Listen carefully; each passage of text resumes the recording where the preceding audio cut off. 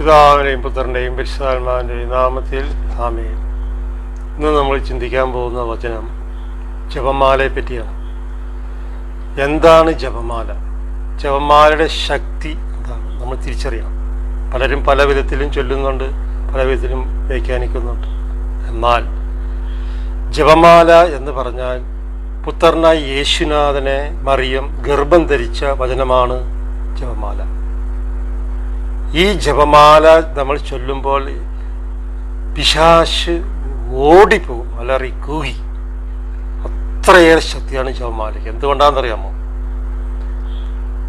ജപമാലയിലുള്ള ഓരോ മുത്തും യേശുവിൻ്റെ അമ്മ കുരിശും ചുമന്ന് ഗാഗുൽത്താമല കയറുമ്പോൾ രക്തം ചെറിയ ചെറിയ കല്ലുകളിൽ വീണപ്പോൾ പെറുക്കിയെടുത്തതാണ് ജപമാല മുത്തുകൾ. ഒന്ന്. രണ്ടാമത്, ജപമാലയിൽ ഒരു കുരിശുണ്ട്. ആ കുരിശ് കർത്താവിൻ്റെ കുരിശാണ്. കർത്താവ് ചുമക്കുന്ന കുരിശാണ്. അതാണ് ആ ജപമാലയുടെ ശക്തി.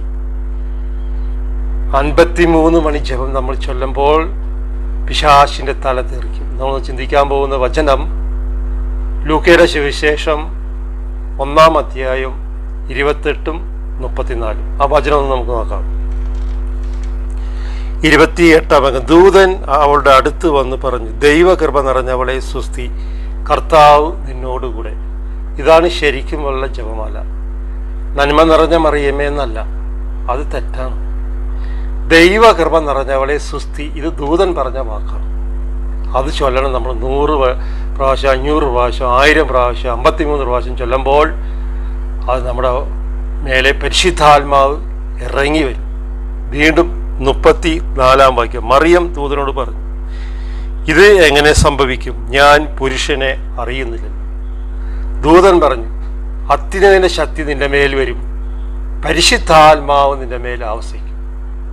ഇത് ജപമാലയാണ്. അപ്പൊ ദൈവകൃപ നിറഞ്ഞവളെന്ന് ചൊല്ലുമ്പോൾ, നിനക്ക് സുസ്ഥി എന്ന് ചൊല്ലുമ്പോൾ നമ്മൾ ശക്തി പ്രാപിക്കും. യേശുവേ നന്ദി, യേശു ആരാധന. Praise the Lord.